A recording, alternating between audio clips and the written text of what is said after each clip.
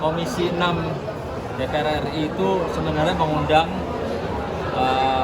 beberapa pihak ya, yaitu para dokter, ada doktif juga di sana, lalu juga di undangan ada Richard Lee, ada juga pengusaha skincare namanya Sila Saukia ya, juga diundang, dan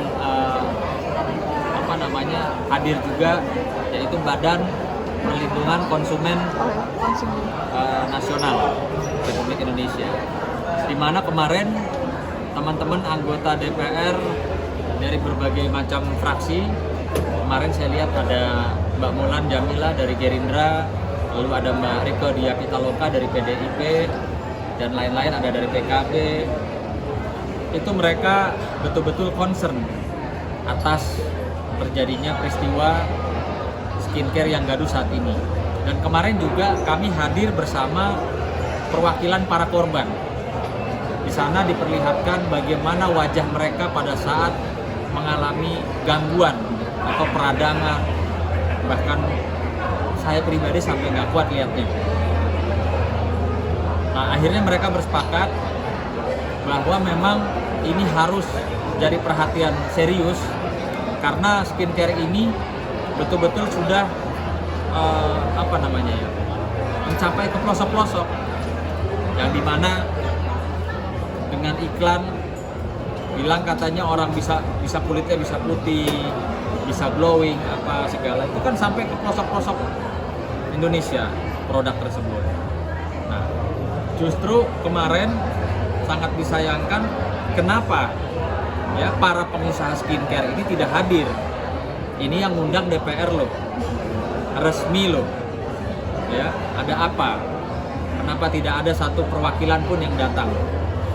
Nah, ini kan menjadikan satu presiden buruk atau pemikiran negatif. Ini ada apa?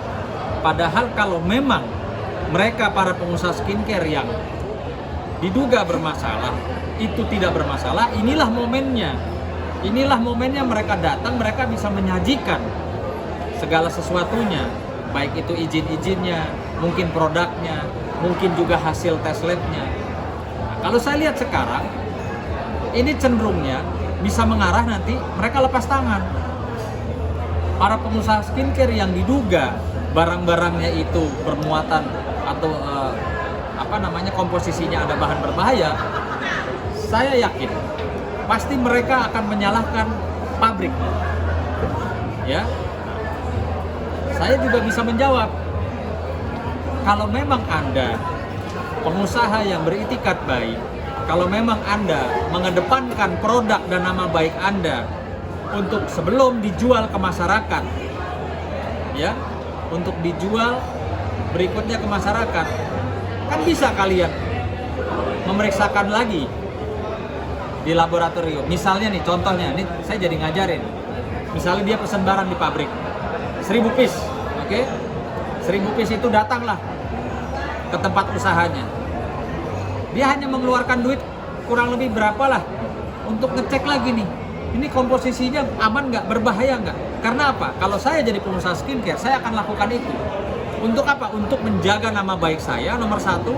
Kedua, untuk melindungi, menjaga ya yang membeli produk saya.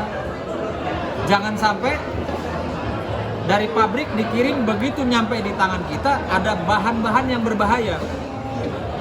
Nah, ini yang harus betul-betul ya bisa dilakukan oleh para pengusaha kalau dia memang beritikat baik menjaga nama baiknya. Gitu.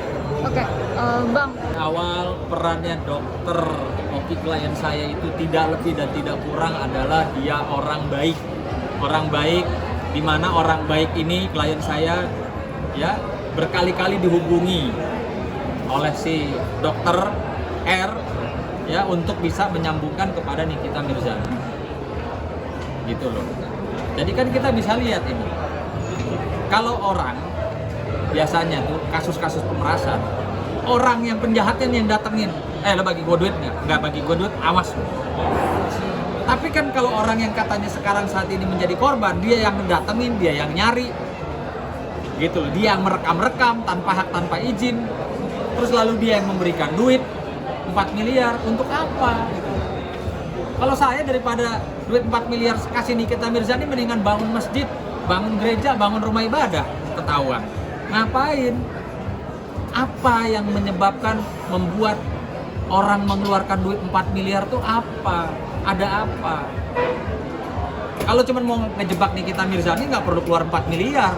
400 juta juga udah cukup masukin Nikita Mirzani, karena di pasal jelas 4 juta, 40 juta, 400 juta, 4 miliar, 4 triliun sama di mata hukum. Ketika itu dalam keadaan terdesak, ketakutan, dan diserahkan, maka sudah terpenuhi gitu loh unsurnya. Perlu digarisbawahi ya, Nikita memang kawan saya, juga klien saya, tapi saya tidak membenarkan ya, tidak membenarkan adanya dugaan peristiwa pidana pemerasan. Saya tidak membenarkan. Tapi kan semua itu ada sebab, ada akibat. Siapa yang menghubungi mencari Nikita dulu? Ada apa? Itu.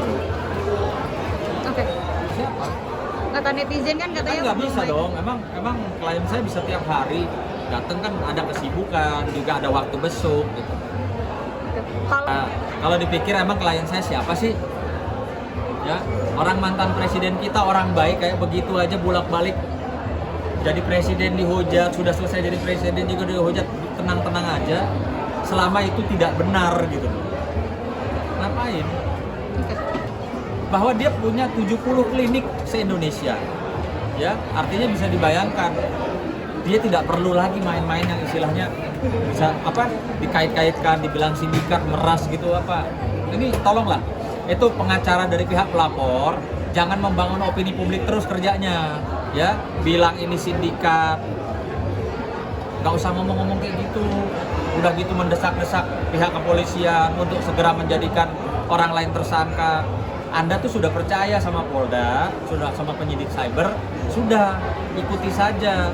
Toh mereka kerja dengan baik kok.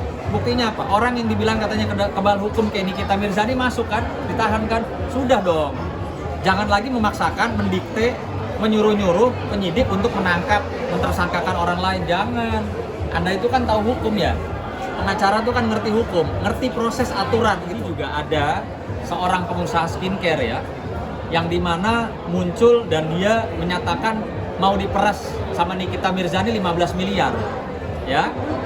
Sampai beredar itu percakapan chat WhatsApp yang dimana itu ranahnya privacy ya, itu tidak boleh sampai beredar sampai kemana-mana, sampai merugikan atau bikin orang jadi merasa tercemar nama baiknya. Perlu saya tanyakan, dia bener nggak keluar duit 15 miliar? Dia bener nggak memberikan sesuatu kepada Nikita Mirzani? Kalau benar, silakan lapor polisi. Tapi kalau tidak, artinya Anda bukan korban. Anda bukan korban dari pemerasan, gitu loh. Tapi apa yang Anda lakukan saat ini, Anda harus bisa pertanggungjawabkan loh. Itu kenapa chat pribadi itu bisa beredar tuh kenapa? Coba tolong klarifikasi, ya.